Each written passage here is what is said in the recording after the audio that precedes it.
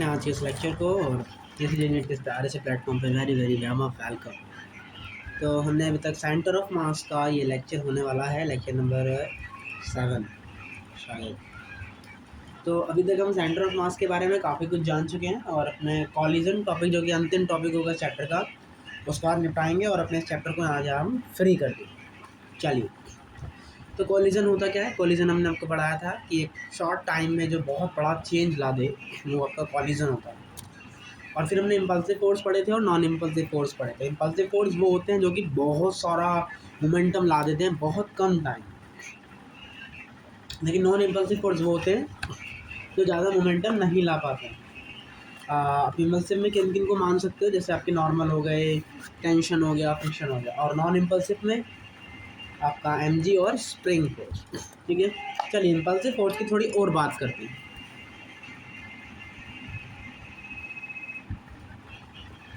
दो बॉल है, ये टक्कर कर रही है। तो अगर दो बॉल ऐसे आपस में टकराएंगी तो दोनों का कॉमन नॉर्मल क्या होगा? बताइए, दोनों कॉमन नॉर्मल क्या होगा? ये होगा इसका दोनों कॉमन नॉर्मल। इसका मतलब इनकी टक्कर से कुछ फ़र्क पड़ेगा? बिल्कुल पड़ेगा।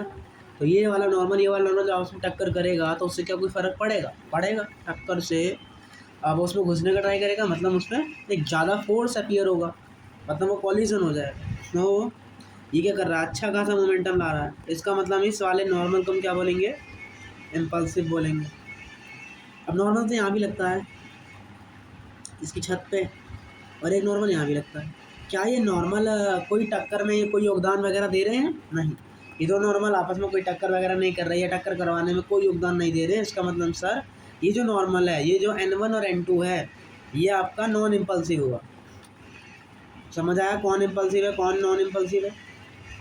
अब मान लीजिए वो किसी एंगल पे आ रहा है, इस पर आ रहा है, वो किसी एंगल पर आ रहा है, दूसरा टक्कर जो है ऐसे हो रहा है, तब दोनों कॉमन नॉर्मल क्या होगा? ये होगा। तो ये जो कॉमन नॉर्मल हैं ये तो इम्पल्सिव फोर्स ज़रूर होंगे। बिल्कुल हाँ या ना? बिल्कुल हाँ सर, बिल्कुल। अभी किसी एंगल पे बन रहा है, इसका मतलब यहाँ पर क्या हो जाएंगे? इसके कंपोनेंट हो जाएंगे। बिल्कुल सही। और इसके भी कंपोनेंट हो जाएंगे। तो इसका कंपोनेंट करेंगे तो एक नॉर्मल इधर आएगा और एक नॉर्मल नीचे की तरफ जाएगा।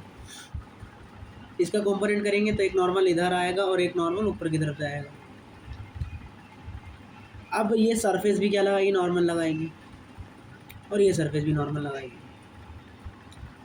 अब बताइए कौन कौन से इम्पल्सिव है, कौन कौन से नॉन इम्पल्सिव है? नॉर्मल तो अपना क्या हो गया? इम्पल्सिव हो गया। लेकिन सर अगर हम ध्यान दें, ये वाला N2 और ये वाला नॉर्मल आपस में क्या कर रहे हैं? टक्कर कर रहे हैं। एक की डायरेक्शन ऊपर है, एक की डायरेक्शन नीचे है। इसका मतलब ये दोनों आपस में क्या कर रहे हैं? टक्कर कर रहे हैं।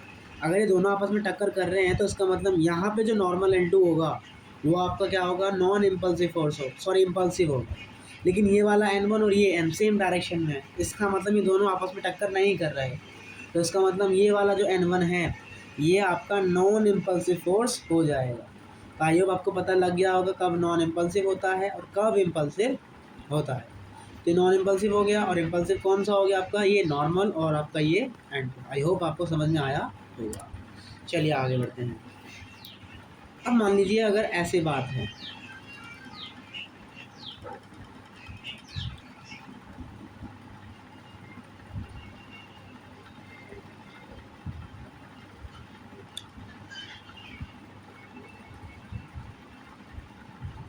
आपका बॉल है और दूसरा बॉल इधर आ रहा है और ये दोनों ऐसे टक्कर कर रहे हैं, तो क्या ये नॉर्मल इम्पल्सिव होगा? बिल्कुल सर, दोनों आपस में टक्कर कर रहे हैं। इसका मतलब ये वाला जो नॉर्मल होगा ये इम्पल्सिव जरूर होगा।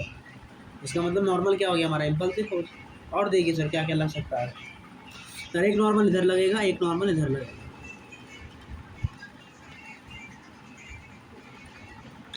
अब नॉर्मल के भी क्या हो जाएंगे? यहाँ पे कंपोनेंट हो जाएंगे सर, कंपोनेंट। तो एक नॉर्मल इधर जाएगा, एक नॉर्मल इधर जाएगा, एक नॉर्मल इधर जाएगा, एक नॉर्मल इधर जाएगा। तो ये वाला नॉर्मल और ये वाला नंबर अभी आपस में क्या कर रहे हैं? टक्कर कर रहे हैं। तो इसका मतलब क्या हुआ? इसका मतलब ये हुआ कि ये वाला N1, ये वाला N2 और ये नॉर्मल, ये तीनों ही हमारे क्या हो गए? अब इम्पल्सिव की श्रेणी में आ जाएंगे। तो आपको ऐसे चेक करना है कब इम्पल्सिव है कब नॉन इम्पल्सिव। मान लीजिए अगर बॉल नीचे से आ रही है, अगर बॉल नीचे से आ रही है तो नॉर्मल ऐसे लगेगा, अब भी कंपोनेंट होंगे, एक नॉर्मल इधर जाएगा एक नॉर्मल इधर जाएगा। तो हुआ क्या था, ये वाला नॉर्मल इधर आ रहा था ना, और ये दोनों नॉर्मल की डायरेक्शन ऊपर थी, तो ये दोनों नॉर्मल आपस में क्या कर रहे थे, टक्कर कर रहे थे। लेकिन यहाँ क्या होगा, ये नॉर्मल ऊपर की तरफ है, कंपोनेंट करेंगे बाउंड्री वाले नॉर्मल की, तो ये वाला नॉर्मल, ये वाला नॉर्मल और ये वाला नॉर्मल सब एक ही डायरेक्शन में आ गए। तो इसका मतलब यहाँ पर जो N2 है और जो N1 है वो अब टक्कर नहीं कर रहे, तो इसलिए क्या बन जाएंगे हमारे नॉन इम्पल्सिव। नॉर्मल तो हमारा क्या है, हमेशा इम्पल्सिव ही है। आई होप भी आपको यहाँ पे समझ में आया होगा, नहीं आया तो यू कैन कॉन्टैक्ट मी। चलिए अब टेंशन फोर्स की बात करते हैं। ये बॉल है, ठीक है, इसके ऊपर की तरफ टेंशन लग रहा है। अब बॉल जो है वो ऐसे आ रही है, कॉमन नॉर्मल ये हो गया, नॉर्मल टक्कर कर रहा था, यहाँ पे नॉर्मल क्या हो गया हमारा, इम्पल्सिव।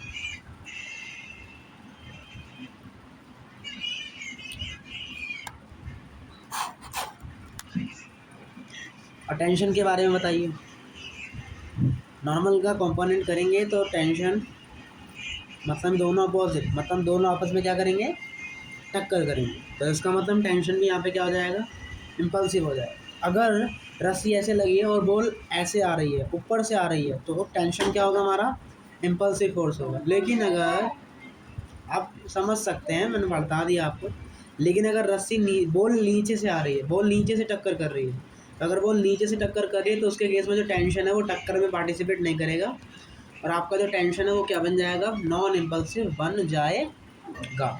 अब फ्रिक्शन के बारे में करते हैं। फ्रिक्शन क्या होता है, friction is impulsive only when, friction impulsive कब होगा, हमेशा याद रखेंगे, फ्रिक्शन इज इम्पल्सिव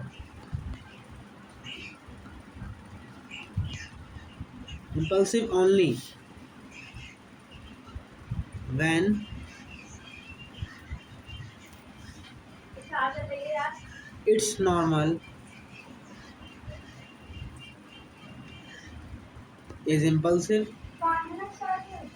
मतलब यूनिट नॉर्मल वाला जो होता है ना वो n, अगर इम्पल्सिव है तो ये इम्पल्सिव होगा। और दूसरी कंडीशन क्या है, दोनों कंडीशन एक साथ फुलफिल होनी चाहिए। और दूसरी कंडीशन है कि वो रिलेटिव मोशन सरफेस के अलोंग करता हुआ नजर आना चाहिए,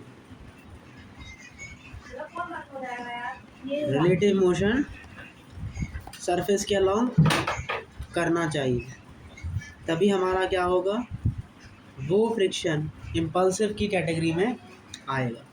इसका मतलब कि अगर आपका फ्रिक्शन इम्पल्सिव है, कब, जब आपका नॉर्मल इम्पल्सिव होगा और रिलेटिव मोशन की टेंडेंसी होगी, तभी आप ऐसा कह सकेंगे। समझिए, ये सरफेस है और बॉल यहाँ सीधा आ रही है, सीधा आ रही है बॉल वी वेलोसिटी, तो नॉर्मल कहाँ लग रहा है इसका, ऊपर की तरफ लग रहा है। लेकिन यहाँ पर अब रिलेटिव मोशन नहीं हो रहा, तो यहाँ पर आप फ्रिक्शन के बारे में, फ्रिक्शन इम्पल्सिव नहीं होगा। लेकिन अगर आप बॉल को घूमते हुए फेंकते हो, बॉल अगर घूमते हुए नीचे आती है, तो अगर बॉल घूमते हुए नीचे आ रही है तो अब बॉल इस सरफेस से क्या करेगा, देखा ना, पहिए का जो टायर होता है वो घूमते घूमते किस सरफेस को टच करता रहता है, तो वही कहानी में यहाँ पे देखने को मिलेगी।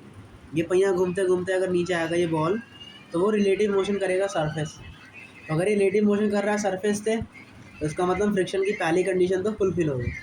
और इसका जो नॉर्मल है वो धरती से टकराएगा, इसका मतलब कॉलिजन होगा, तो इसका मतलब नॉर्मल भी इम्पल्सिव है। तो दोनों कंडीशन हो गई, तो आप यहाँ पे क्या कह सकते हो, यहाँ पर फ्रिक्शन इम्पल्सिव है। तो दोनों केस, अगर वो डायरेक्ट बॉल फेंक रहा है तो आप कह सकते हो फ्रिक्शन में भी इम्पल्सिव और नॉट भी इम्पल्सिव। और कब इम्पल्सिव होगा, अगर वो ये दोनों कंडीशन फॉलो करेगा तभी वो इम्पल्सिव होगा। देखिए, ये दो ब्लॉक हैं, एक ब्लॉक इधर जा रहा है, एक ब्लॉक इधर आ रहा है, ये दोनों आपस में टक्कर करेंगे, और जब ये टक्कर करेंगे तो फिर इनमें कॉमन नॉर्मल लगेगा और वो कॉमन नॉर्मल क्या करेगा, कॉलिजन करने में हेल्प करेगा। तो नॉर्मल क्या हो जाएगा यहाँ पे, इम्पल्सिव। अब ये जो N2 है और ये जो N1 है, क्या ये इम्पल्सिव है? बिल्कुल नहीं। तो अगर यही तो नॉर्मल जुड़ते हैं फ्रिक्शन की वैल्यू में भी, तो क्या फ्रिक्शन इम्पल्सिव होगा? नहीं होगा। इसका मतलब यहाँ पे फ्रिक्शन नॉन इम्पल्सिव हो जाएगा। इसका मतलब in presence of friction we can conserve momentum in collision. चलिए अब इसकी बात करते हैं, इस वाले एग्जांपल में देखते हैं। और ये दोनों सरफेस क्या है, रफ। तो अब ये जैसे ही बॉडी यहाँ पहुँचेगी ये से टक्कर करेगी, तो इसका मतलब अब जो नॉर्मल, एक तो यहाँ नॉर्मल लगेगा,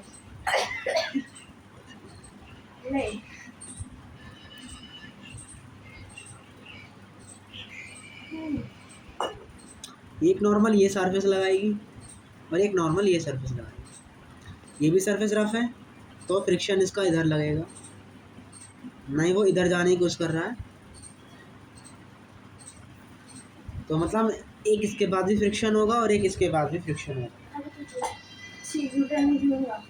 और जो कॉमन नॉर्मल है वो किधर लग रहा है, इधर की तरफ ही लग रहा है। इसका मतलब जो N1 है वो तो इम्पल्सिव है लेकिन N2 इम्पल्सिव नहीं। लेकिन क्या है, रिलेटिव मोशन हो रहा है इस वाले सरफेस पे, वो तो ऐसे जा रहा है, ऐसे नहीं जा रहा। इसका मतलब यहाँ रिलेटिव मोशन नहीं हो रहा, इसका मतलब फ्रिक्शन 1 की दूसरी कंडीशन फुलफिल नहीं हो रही, तो इसका मतलब ये नॉन इम्पल्सिव होगा। और N2 तो नॉन इम्पल्सिव है ही, तो फ्रिक्शन भी क्या होगा, नॉन इम्पल्सिव होगा। तो ऐसे चेक करते हैं कब इम्पल्सिव होता है और कब नॉन इम्पल्सिव होता है। अब है अपना अगला topic, line of impact. Line of impact क्या होता है, कॉमन नॉर्मल जब वो कोलाइड करता है ऑब्जेक्ट, तो उन ऑब्जेक्ट को के नॉर्मल को मिलाने वाली जो लाइन होती है, उन ऑब्जेक्ट के कॉमन नॉर्मल को मिलाने वाली जो लाइन होती है, उसी को ही हम लाइन ऑफ इम्पैक्ट कहते हैं। मान लीजिए जो बॉल है, दो की दोनों कोलाइड कर रही हैं, तो एक का कॉमन नॉर्मल यहाँ होगा, एक का कॉमन नॉर्मल यहाँ होगा। तो अगर मैं दोनों के कॉमन नॉर्मल को मिलाऊंगा तो ये जो मुझे लाइन मिल रही है, इस लाइन को मैं क्या कहूँगा, इस लाइन को मैं कहूँगा क्या, लाइन ऑफ इम्पैक्ट। ये वाली लाइन मेरी क्या कहलाएगी, LOI। इसका मतलब जो ये वाली लाइन होती है ये मेरी क्या कहलाती है, LOI। ठीक है, चलिए। लेकिन अगर कॉलिजन ऑब्लिक हो रहा है, मतलब किसी एंगल पर हो रहा है, ऐसे हो रहा है,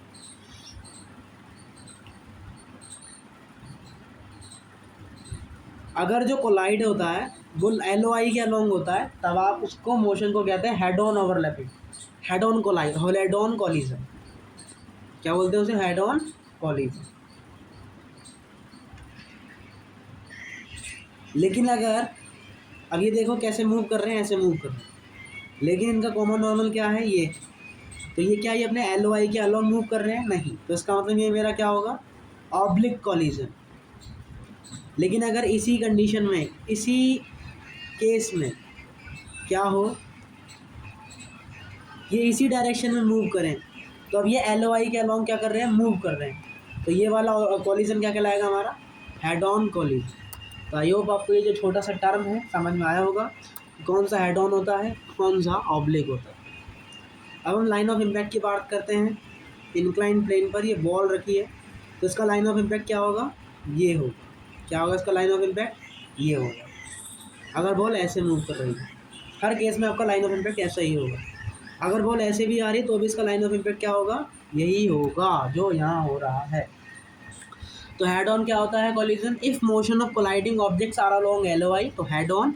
and oblique if motion of colliding objects are not along LOI, then you can say this is oblique collision. अब हम पढ़ रहे हैं कोफिशिएंट ऑफ रेस्टिट्यूशन, जिसको हम E से दिखाते हैं।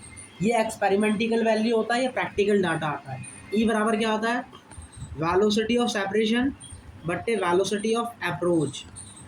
मतलब जब वो टक्कर कर रहे हैं तो कितनी दूर जा रहे हैं, तो वो सेपरेशन, और जब वो पास में आ रहे थे तो कितनी स्पीड से आ रहे हैं, तो उसको वेलोसिटी ऑफ अप्रोच बोलेंगे। तो वेलोसिटी सेपरेशन क्या है, magnitude of relative velocity of colliding objects along LOI after collision. ये कॉलिजन के बाद की वेलोसिटी है और ये कॉलिजन के पहले का मैग्नीट्यूड है विथ डायरेक्शन। ठीक है, तो ये LOI और जो कुछ बेसिक से टर्म्स हैं कोलिजन को समझने से पहले, वो सारे टर्म्स हमने यहाँ पे समझ लिए। अब एक आध होमवर्क क्वेश्चन दिया था, उसको एक बार डिस्कस करते हैं यहाँ पे।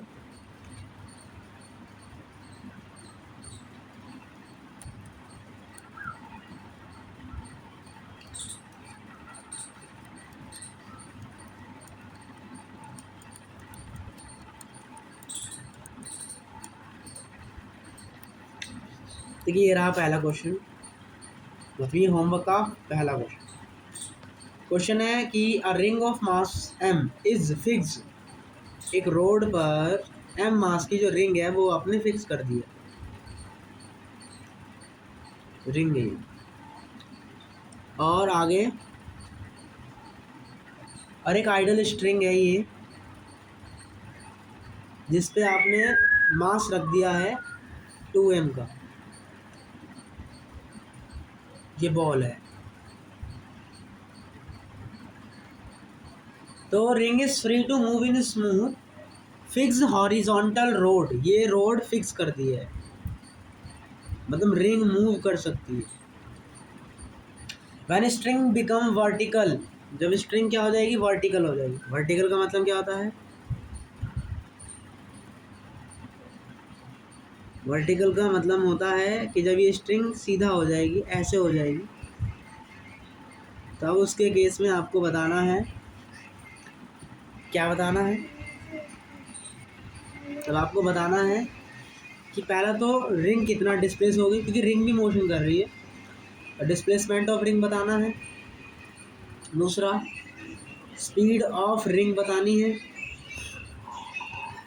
और तीसरा question tension in string, string में क्या टेंशन होगा वो बताना है। सबसे पहले हम इसको बिफोर और आफ्टर वाला कहानी बनाएंगे, सर सब में बनाते हैं।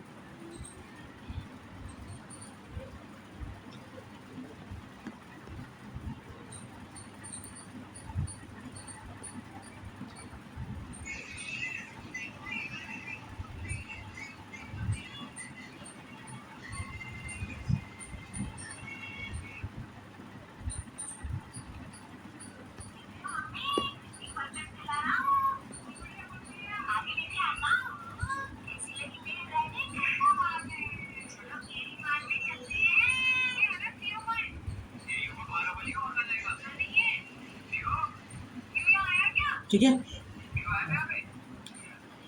मेरा है समझा।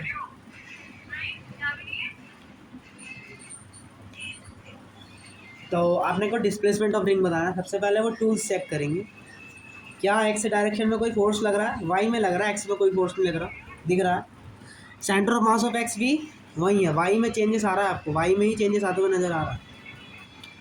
और क्या कोई टेंशन एक इंटरनल है, उसका मतलब वर्क डन नॉन कंजर्वेटिव बराबर 0, तो आप सब लगा सकते हो। तो सबसे पहले मैं क्या निकाला, डिस्प्लेसमेंट, तो इसका मतलब क्या रखेंगे, SCM बराबर 0 इन एक्स डायरेक्शन। टोटल रोड का लेंथ कितना होगा, L होगा ये वाली का। अगर ये आगे एक्स डिस्प्लेस होता है तो पीछे का हिस्सा कितना होगा, L माइनस एक्स। तो लगा दीजिए क्या, M इंटू मास कितना रिंग का आगे की डायरेक्शन में और ये पीछे डायरेक्शन में, माइनस L माइनस एक्स मास उसका 2m is equals to 0। Now ये कहानी सॉल्व करिए। x बराबर 2l माइनस 2x मतलब 3x बराबर 2l, इसका मतलब x इज इक्वल्स टू क्या आ जाएगा हमारे पास, हमारा 2l बाई 3i के। तो रिंग आपका कितना डिस्प्लेस होगी, 2l बाई 3i के, और बॉल कितना डिस्प्लेस होगी, L बाई 3 माइनस का i के। दूसरा क्वेश्चन उन्होंने बोला है वेलोसिटी बताइए, तो आप यहाँ क्या कंसिडर कर सकते हो, मोमेंटम। तो इनिशियल तो दोनों का वेलोसिटी 0 था, कोई मूव नहीं कर रहा था जहाँ तक हमें पता है। लेकिन फाइनल में क्या हुआ, ये वाला बॉल इधर मूव कर रहा है और ये वाला बॉल इधर मूव कर रहा है। तो यहाँ क्या लिखेंगे, mv1 प्लस सॉरी माइनस में 2mv2, बस वही कहानी जो हर बार कर रहे हैं हम, सॉल्व करिए। तो यहाँ से रिलेशन क्या आ गया कि 2v2 बराबर है v1, बात ख़त्म। दूसरी कहानी, अब हम नॉन कंजर्वेटिव जीरो तो K1 U1 बराबर K2 प्लस U2 लगाया जा सकता है।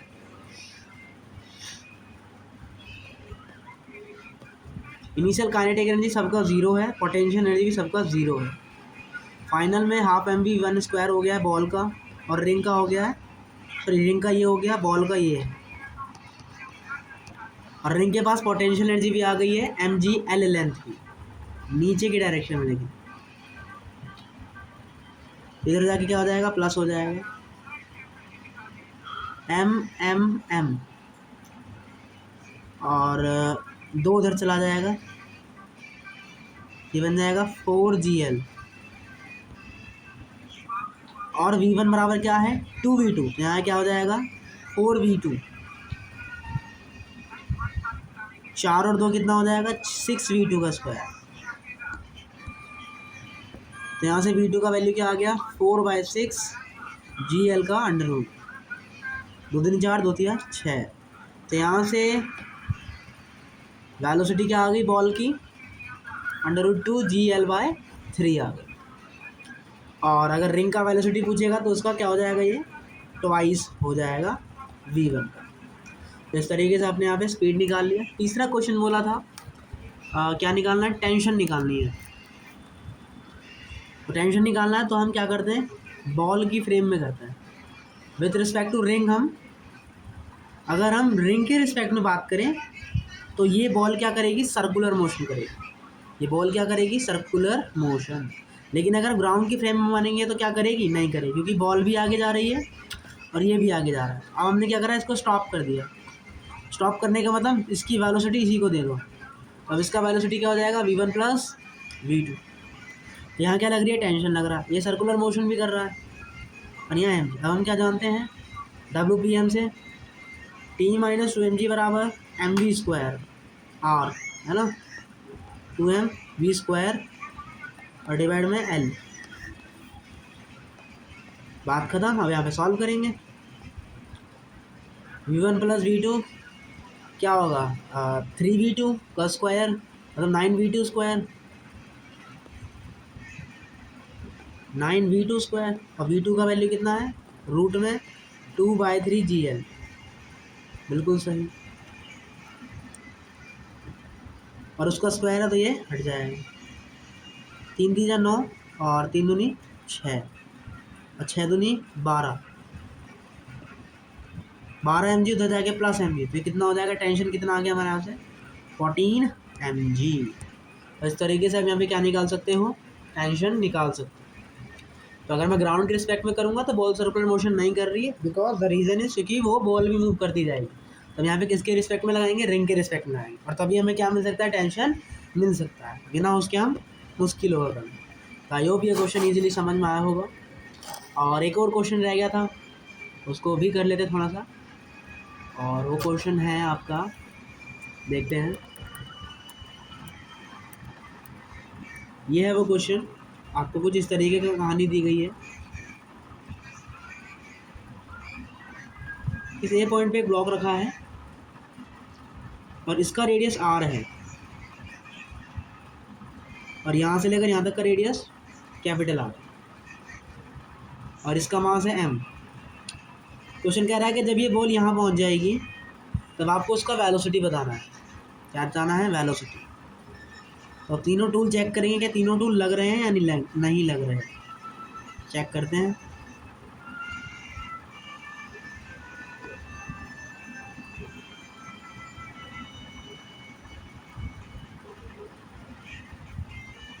तो x में क्या कोई फोर्स लग रहा है,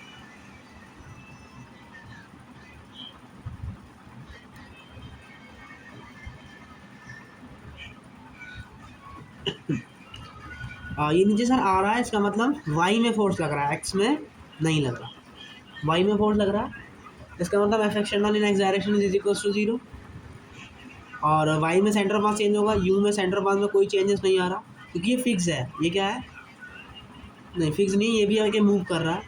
तो इसका मतलब कोई सेंटर मास चेंज नहीं, मतलब आप एक्स डायरेक्शन में मोमेंटम भी कंजर्व कर सकते हो, एनर्जी भी कंजर्व कर सकते हो, और डिस्प्लेसमेंट भी कंजर्व कर सकते हो। तो डिस्प्लेसमेंट से आपको क्या मिल जाएगा, यहाँ पे एक्स मिल जाएगा, कितना डिस्प्लेस हुआ है वो, और अगर आप मोमेंटम कंजर्वेशन थ्योरम लगाओगे तो उससे आपको वेलोसिटी मिल जाएगा, और फिर वर्क एनर्जी MEC लगाकर आपको क्या मिल जाएगा, वेलोसिटी मिल जाएगी। तो बस इतना ही था, आप ये खुद कर सकते हो। चलिए, तो हमने दोनों क्वेश्चन का यहाँ पे डिस्कशन कर लिया।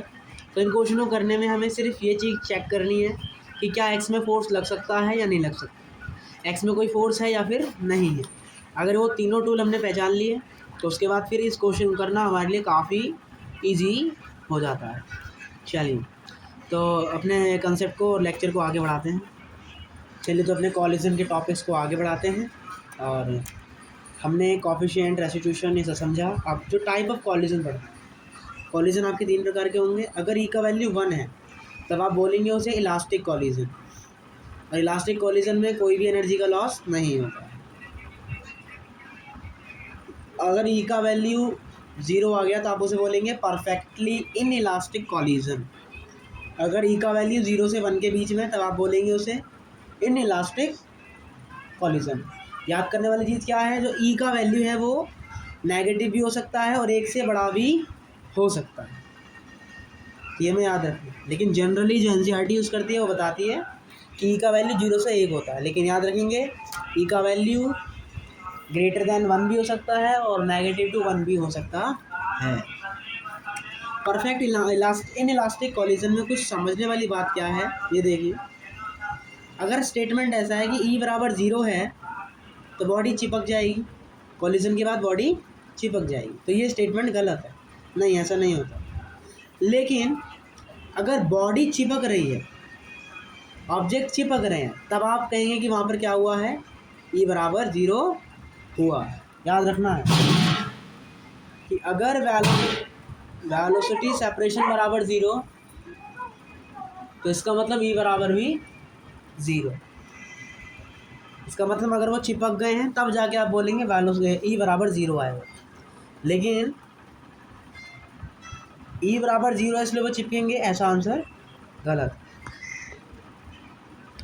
तो याद रखना है, क्या याद रखना है, ई बराबर 0 होने का मतलब है कि कहने का मतलब क्या है कि अगर वस्तु चिपक गई तो उसका मतलब ई का वैल्यू क्या होगा, 0 होगा। ठीक। अब डिफॉर्मेशन और रिफॉर्मेशन क्या होता है, एक बार उसको समझते हैं। ये कॉलिजन के बाद की कहानी है, पहले की कहानी, सॉरी, कॉलिजन के पहले की कहानी है, और ये कॉलिजन के बीच की कहानी है, और ये कॉलिजन के बाद की कहानी है।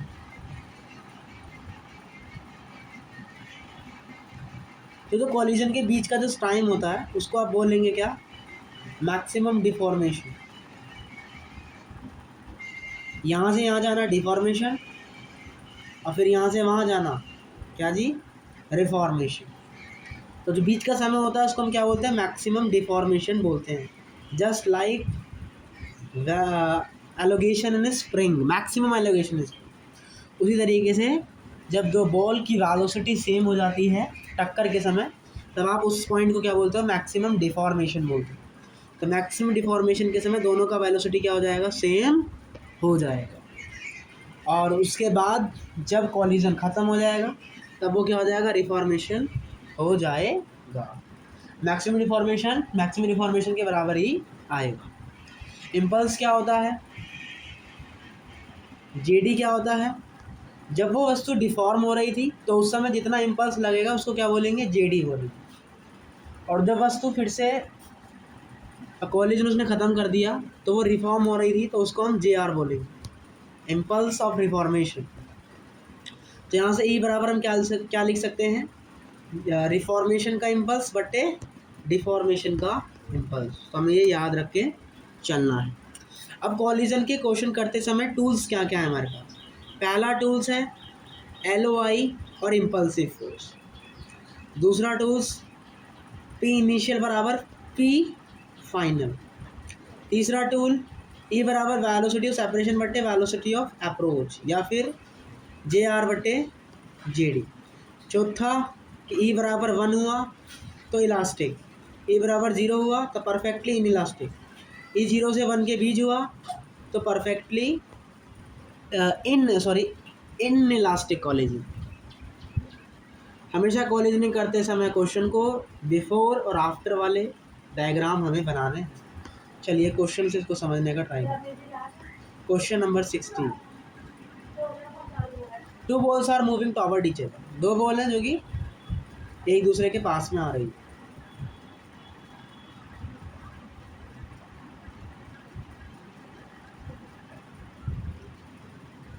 तो आपको बताना है दोनों का वेलोसिटी जब ई का वैल्यू क्या हो जाएगा 1 हो जाएगा। तो हम क्या करते हैं हमेशा दो डायग्राम बनाएंगे, एक तो पहले क्या हुआ था और एक अभी हो क्या रहा है।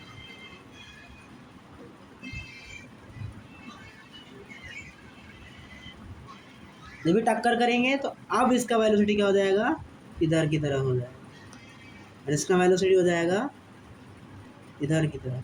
बिल्कुल सही।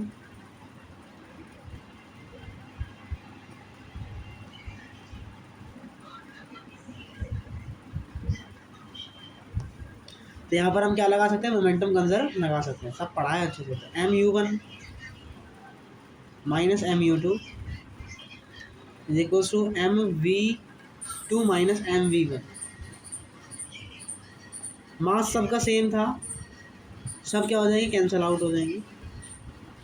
यहाँ से क्या आ गया जिसको हमने क्या बोल दिया इक्वेशन नंबर 1। अब दूसरी इक्वेशन कहाँ से मिलेगी E बराबर 1 है तो वेलोसिटी ऑफ सेपरेशन v1 इधर और v2 उधर, तो क्या होता है v2 minus v1 v2 minus v1 बट्टे u2 minus u2 minus u1 u2 minus u1 यही है हमारा।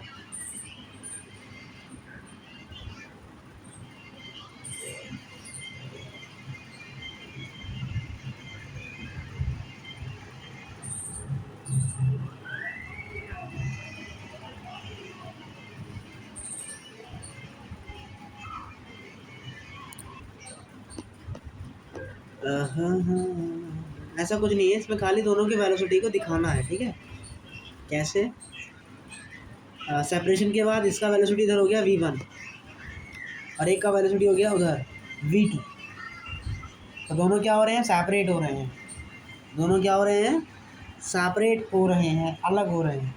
दोनों का वेलोसिटी क्या हो जाएगा प्लस हो जाएगा, मतलब v1 प्लस v2 हो गया। वही v2 माइनस v1 से मैं क्या आ जाएगा v2 प्लस v1 डिवाइड में u1 इधर जा रहा है u2 इधर आ रहा है। तो इसकी डायरेक्शन को अगर मैं पॉजिटिव बोल रहा हूँ तो इसका डायरेक्शन क्या हो जाएगा नेगेटिव, तो यहाँ क्या हो जाएगा u1 माइनस माइनस u2 क्या बन जाएगा ये u1 प्लस u2। तो यहाँ से दूसरी इक्वेशन क्या आ गई हमारी v2 प्लस v1 बराबर u1 प्लस u2। अब इक्वेशन 2 और इक्वेशन 1 को जोड़ देंगे,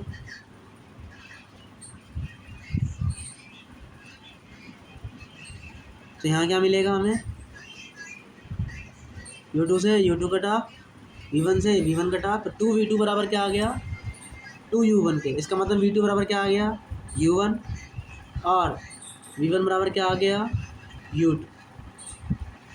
दैट्स डन। तो यहाँ से हमें एक चीज़ क्या समझ आई कि जो वेलोसिटी u2 की थी u1 की थी वो वेलोसिटी दूसरे वाले पार्टिकल की हो गई, और जो वेलोसिटी पहले वाले पार्टिकल की थी वो वेलोसिटी दूसरे वाले पार्टिकल की हो गई। तो आप इसे याद कर सकते हैं, अगर इलास्टिक कॉलिजन है और दोनों का मास सेम है तो दोनों की जो वेलोसिटी है वो इंटरचेंज हो जाती है। इसका मतलब दोनों का मास सेम था तो इसकी वेलोसिटी इसे मिल जाएगी और इसकी वाली वेलोसिटी इस वाले पार्टिकल को मिल जाएगी। ये कॉलिजन क्या है इलास्टिक है और दोनों का मास सेम। ठीक है चलिए सेम क्वेश्चन है बट अब इस बार ई का वैल्यू आपको 0.5 दिया है। क्या दिया ई का वैल्यू 0.5। तो क्या करेंगे सेपरेशन, क्या करेंगे यहाँ पर हम सेपरेशन और मतलब पहले का और बाद का दोनों डायग्राम यहाँ पे बनाएंगे हम।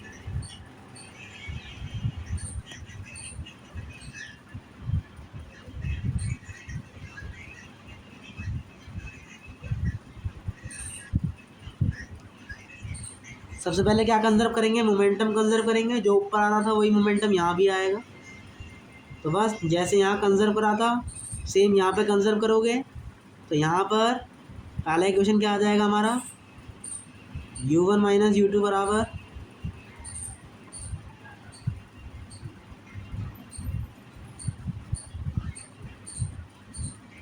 ये आ जाएगा यहाँ पे। और दूसरा इक्वेशन e बराबर क्या दिया है 0.5, इसका मतलब 1/2 बराबर क्या, वेलोसिटी ऑफ सेपरेशन बट्टे वेलोसिटी ऑफ अप्रोच।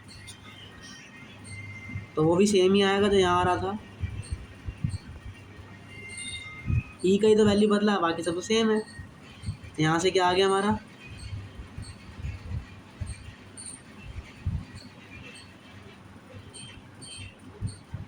अब नीचे वाली इक्वेशन को 2 से मल्टीप्लाई कर देते हैं। जो हमारी इक्वेशन 1 थी इसको 2 से मल्टीप्लाई करते हैं। अब इन सबको जोड़ देते हैं तो क्या होगा, 2v2 से 2v2 कट जाएगा और 2v1 से 2v1 कट जाएगा। तो यहाँ क्या आ गया 2u2 प्लस u2 मतलब 3u1 एंड माइनस u2। तो 3u1 की वैल्यू क्या आ गई, यहाँ से सॉल्व करके शायद u2 आ गई। तो आप जो है यहाँ पे ऐसे कर सकते हैं, समझे। आपको 2 इक्वेशन बनानी है हमेशा, एक कॉलिजन के पहले की और एक कॉलिजन के बाद की, और इससे ज़्यादा इसमें कुछ भी नहीं। चलिए अगला क्वेश्चन करते हैं और कंसेप्ट को थोड़ा और मजबूत करते हैं, ट्राई करते हैं।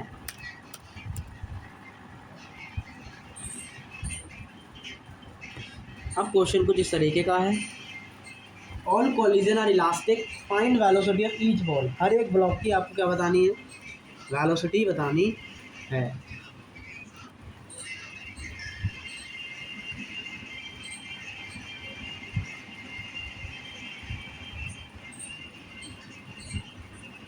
ये आपके पास 4 बॉल है, कॉलिजन इलास्टिक है याद रखिएगा, और सबका मास सेम है।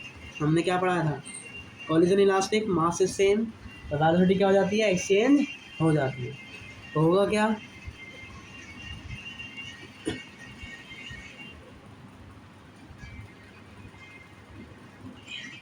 क्या होगा,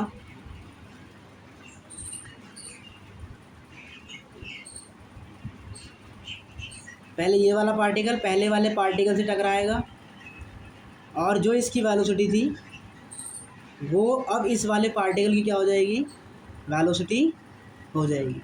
अब ये वाला जो बॉल है ये अपनी दूसरे वाले बॉल से टकराएगी और दूसरे वाली बॉल से टकराने के बाद जो वेलोसिटी इसकी थी वो वेलोसिटी किसकी हो जाएगी, इस वाले पार्टिकल की हो जाएगी।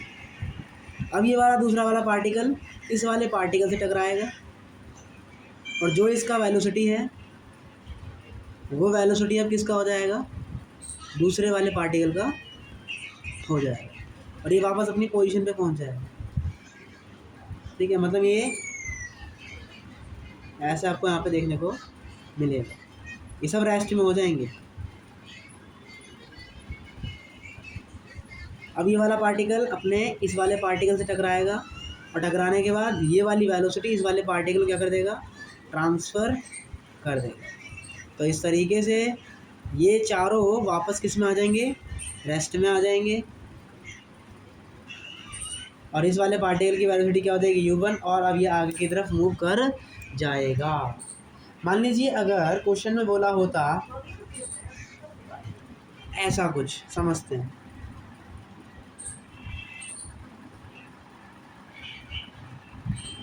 ये आपका नेक्स्ट क्वेश्चन है,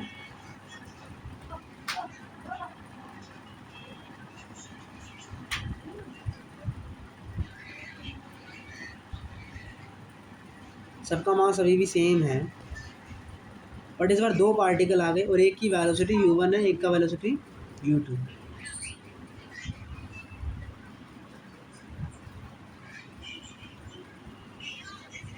अब जो कहा है कि u1 is greater than u2,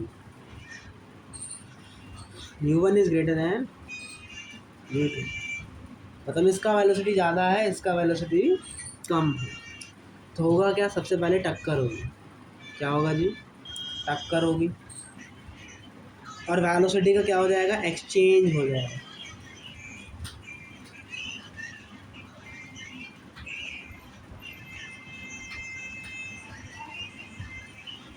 velocity का क्या होगा सबसे पहले, अरे रे रे, एक्सचेंज हो जाएगा। तो जो वेलोसिटी इसकी थी वो वेलोसिटी इसकी हो जाएगी, और जो वेलोसिटी इसकी थी वो वेलोसिटी इसकी हो जाएगी। सर ने कहा है कि u1 is greater than u2, तो ये वाला पार्टिकल अब पीछे की तरफ ही रहेगा, और अब जो कॉलिजन करेगा वो कौन सा पार्टिकल करेगा कॉलिजन, वो अब ये वाला पार्टिकल सबसे कॉलिजन करता हुआ नज़र में आएगा। तो अब क्या होगा, ये वाला पार्टिकल इससे कॉलिजन करेगा,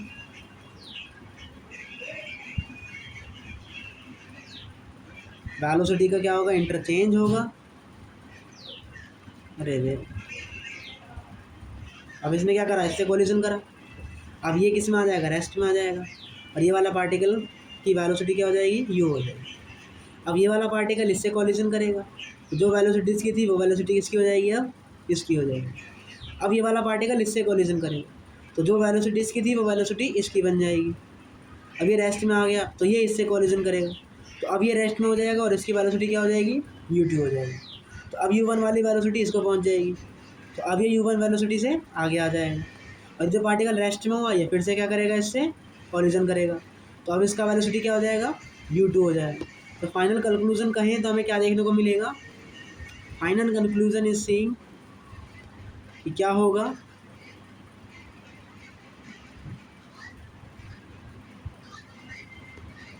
कि ये वाला पार्टिकल, ये वाला पार्टिकल, ये वाला पार्टिकल, ये वाला पार्टिकल, ये सब किस में आ जाएंगे, रेस्ट में आ जाएंगे, और इस वाले पार्टिकल और इस वाले पार्टिकल, इसकी वेलोसिटी हो जाएगा u1 और इसका वेलोसिटी हो जाएगा u2। ये कहानी हमें देखने को मिलेगी, ठीक है। लेकिन अगर u2 is greater than u1 होता तो यहाँ u2 होता और यहाँ पर u1 होता। सिंपल है। तो ये आपके इलास्टिक कोलिजन के क्वेश्चन थे। आई होप यहाँ पे समझ में आया होगा, और काफ़ी इजी और काफ़ी बढ़िया क्वेश्चन भी है। यानी अगला क्वेश्चन करते हैं, और अभी तक हम 63 क्वेश्चन कर चुके हैं लगभग 7 लेक्चर में। तो ये आपका 64वां क्वेश्चन है। दो ब्लॉक्स हैं, मूव कर रहे हैं toward each other, find velocity of each block after collision, find for inelastic collision है, इन इलास्टिक कॉलिजन है ये, ठीक है।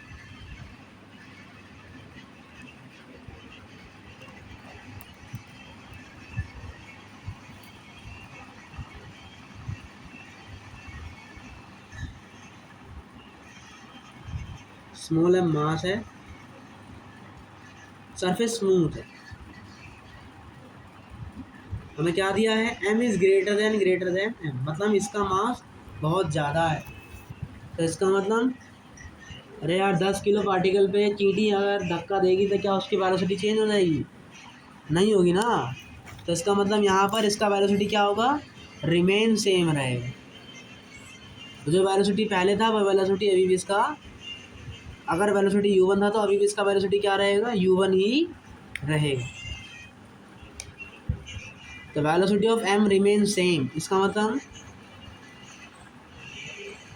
मोमेंटम तो कंजर्व है, लेकिन वेलोसिटी सेम होने की वजह से आप यहाँ पर मोमेंटम कंजर्व नहीं लगाएंगे। तो यहाँ पर सिर्फ क्या यूज़ होगी, ई की इक्वेशन का ही यहाँ पे यूज़ होगा। तो याद रखेंगे, अभी भी अगर ऐसा कंडीशन बनता है तो वहाँ पर मोमेंटम कंजर्व आप नहीं करेंगे।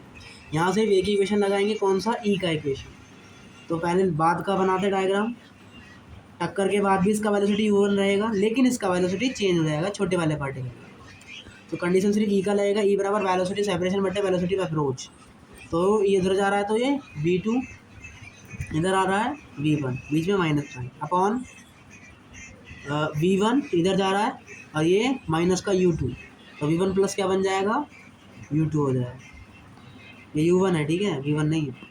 तो यहाँ से क्या आ जाएगा, ई u1 plus u2 and plus u1 बराबर v2। तो ये आ गई हमारी दूसरे वाले ब्लॉक की वेलोसिटी। इन क्वेश्चनों को आपको ऐसे जो है हैंडल करना है। तो हमने समझा कि कॉलिजन ज़्यादा हार्ड नहीं है, सिंपल सा चीज़ है। क्या करना है, इक्वेशन लगानी है, अजम्पशन करना है, और इससे ज़्यादा इसमें कुछ करने की ज़रूरत ही नहीं है। बाकी सब कुछ एक जैसा ही है, सेम है। इसमें ज़्यादा कुछ सोचना और ज़्यादा कुछ लगाने का दिक्कत ही या प्रॉब्लम ही नहीं है। चलिए आगे बढ़ते हैं और अपने एक आध क्वेश्चन और करते हैं, फिर हम पढ़ेंगे इस चैप्टर का last topic, rocket propulsion theorem. एक क्वेश्चन और, a ball of mass m is moving forwards and other stationary ball of mass 2m m 2m,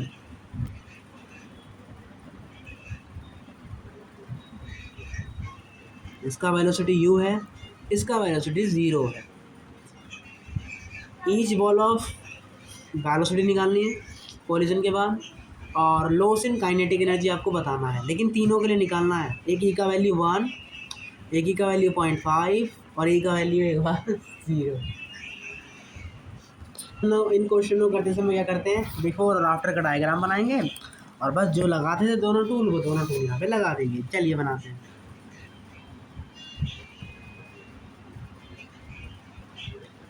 after collision ये इधर मूव करेगा और ये वाला पार्टिकल इधर मूव करेगा। मैं जनरल सॉल्व कर लेता हूँ ताकि एक ही बार में वैल्यू पुट कर दूँगा। मोमेंटम थ्योरम, तो एम यू बराबर एम वी वन माइनस का N plus M V two, M M M, तो यहाँ से क्या आ गया, V two minus V one बराबर यू आ गया। अच्छा इसका मास तो 2m था ना, तो ये 2v2 आ जाएगा।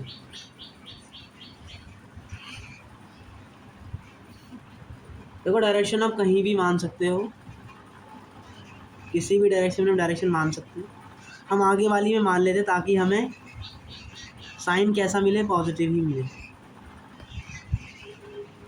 मर्जी है, कहीं भी मान सकते हैं। अब ई लगाएंगे, ई बराबर क्या होता है, सेपरेशन अपॉन अप्रोच, तो v2 माइनस वी वन हो जाएगा अपॉन यू हो जाएगा। यहाँ से क्या आ गया, ई यू बराबर v2 माइनस वी वन। अब क्या करो, दोनों इक्वेशन को जोड़ दो,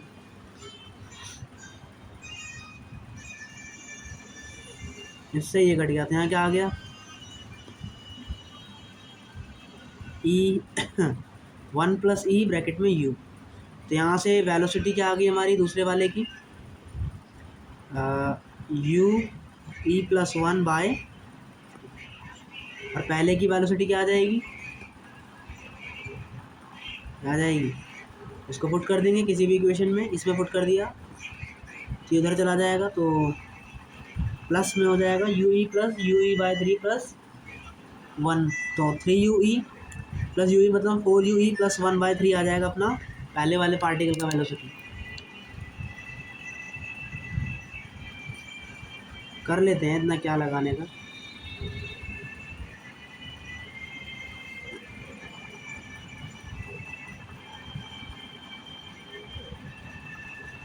अच्छा तो माइनस 2u, अच्छा 2u ई प्लस 1 बाय 3,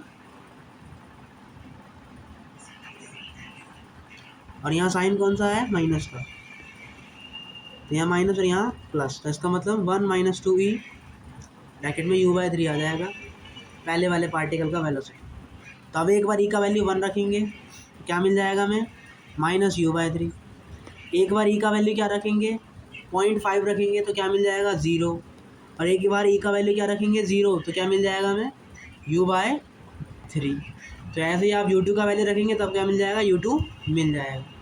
और लॉस इन काइनेटिक एनर्जी का फॉर्मूला क्या होगा, k1 माइनस k2, आंसर आ जाएगा। मैंने k2 माइनस k1 क्यों नहीं लिखा, क्योंकि लॉस में ही पहले से माइनस आ गया है, तो इसलिए हम क्या लिखेंगे, k1 माइनस k2 लिखेंगे। तो आई होप यहाँ पर ये आपको समझ में आ गया होगा।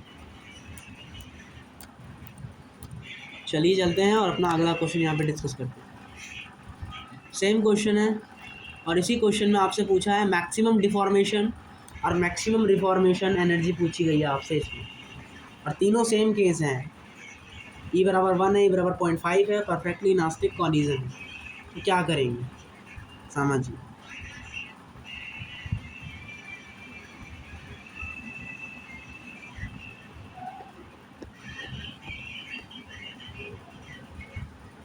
ये कहानी थी, हमने पढ़ाया है मैक्सिमम जब डिफॉर्मेशन होता है तो उससे क्या मैं दोनों की वेलोसिटी सेम हो जाती है, मतलब वी सेंटर ऑफ मास क्या हो जाएगा उस समय, अगर दोनों का वेलोसिटी सेम है, पहले initial V centre of mass निकाल लेते हैं, तो एम यू प्लस 0/3 है। तो सेंटर ऑफ मास क्या आ गया हमारा यहाँ से, U/3 आ गया।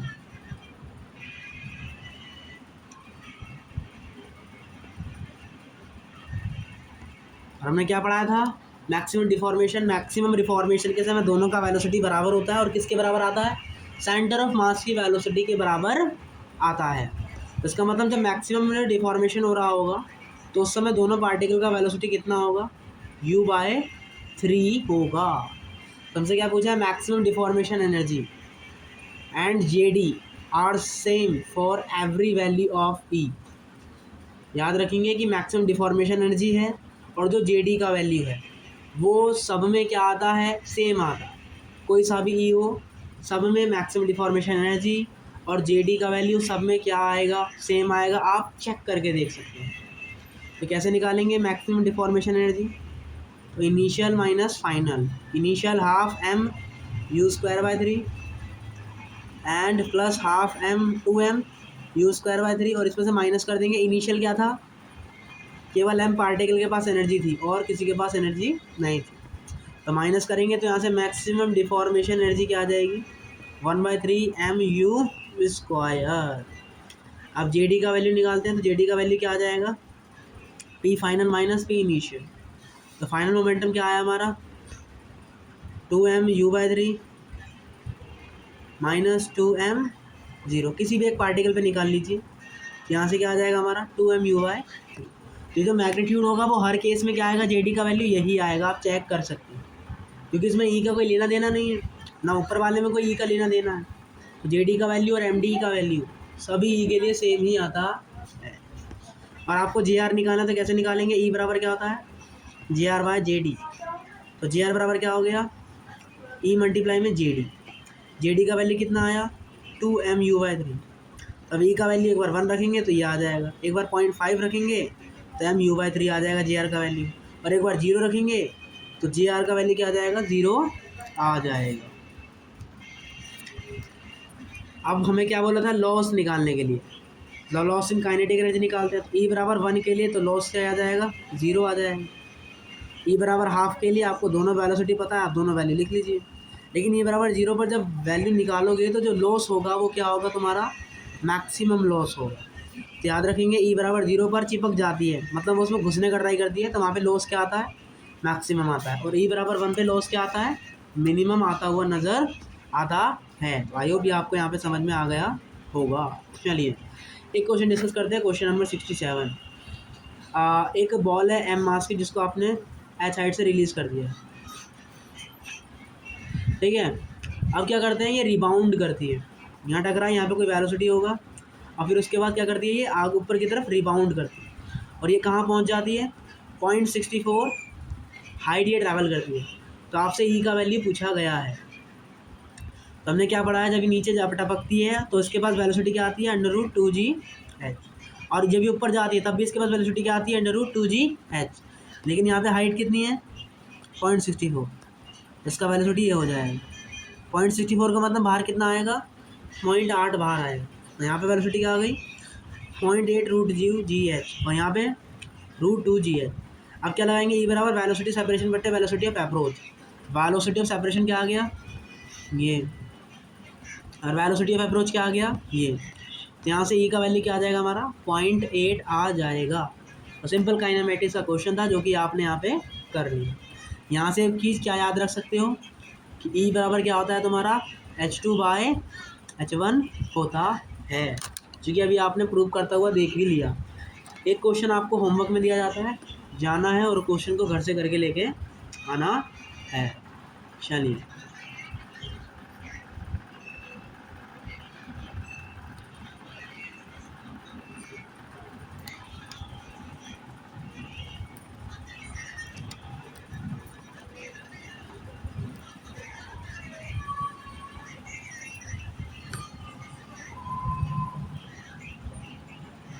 3-4 क्वेश्चन है, डिस्कशन कल करेंगे, वो होमवर्क के लिए। अब अपने इस चैप्टर का लास्ट टॉपिक पढ़ते हैं, और वो टॉपिक है वेरिएबल मास सिस्टम। क्या है वो तुम्हारा, वेरिएबल मास सिस्टम। होता क्या है, फोर्स बराबर होता है dp/dt, और dp बराबर क्या होता है, M D V by D T upon plus V D M by D T.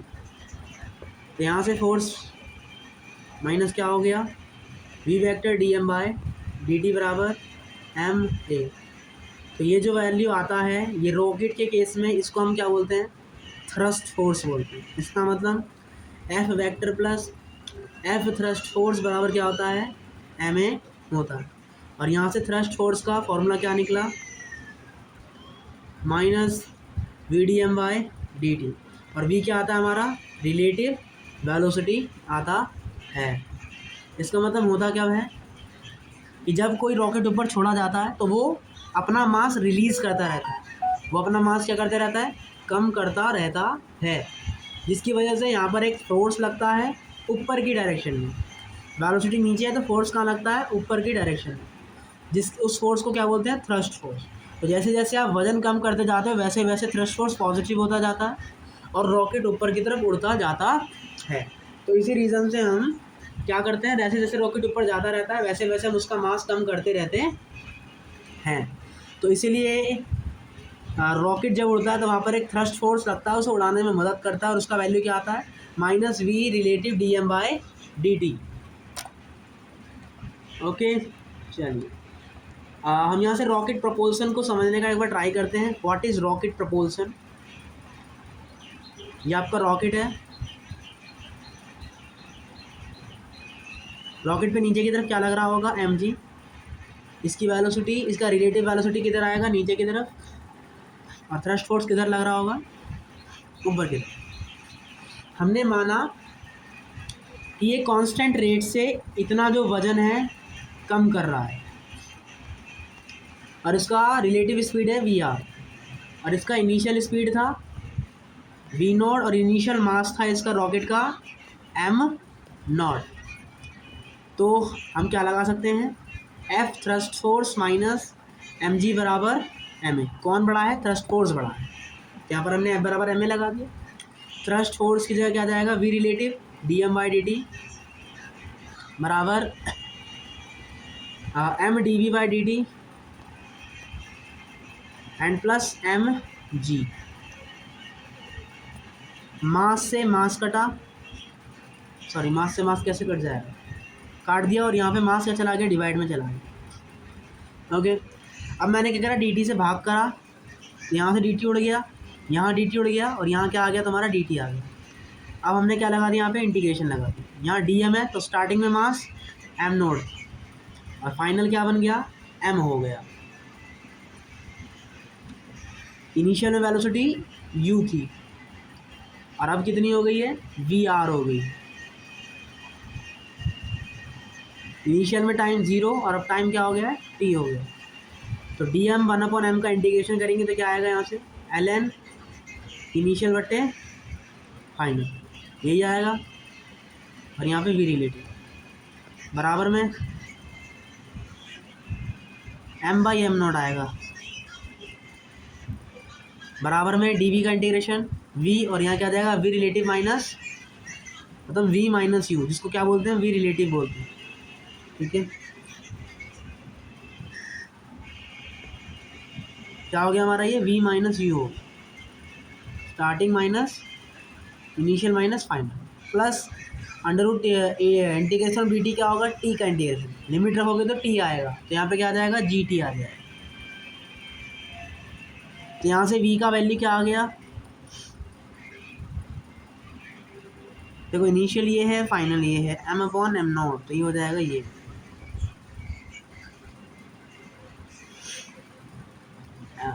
M not by M आएगा बेटा, क्या आएगा यहाँ पे, एम नॉट बाई एम आएगा, इंटीग्रेशन करते तो एम नॉट बाई एम आता है। तो यहाँ से क्या आ गया, वी बराबर U plus V relative L N M not by M and minus में जी टी।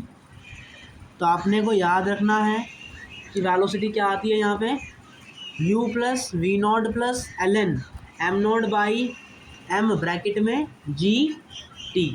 याद रखेंगे इसे कि रॉकेट प्रपोल्शन में वेलोसिटी क्या आती है, U plus V relative L N M not by M plus minus G T, और एक फॉर्मूला एफ थ्रस्ट बराबर V relative D M by D T. अगर फोर्स घट रहा है तो माइनस का sign, sorry D M by D T घट रहा है तो माइनस का साइन, और D M by D T है तो प्लस का ही साइन लेके अपने काम कर ले। चलिए आगे बढ़ते हैं और एक क्वेश्चन का डिस्कशन करते हैं। एक ओपन ट्रॉली है, वी वेलोसिटी से आगे की तरफ जा रही है और ऊपर से क्या हो रही है, हवा बह रही है, ऊपर से हवा बह ही रही है, ऊपर से रेन टपक रही है, बारिश आ रही है और ये वी नॉट वेलोसिटी से आगे जा रहा है और इस ट्रॉली में लैम्डा रेट से पानी भर रहा है। तो टी टाइम में आपको क्या पूछा है, वेलोसिटी पूछा है।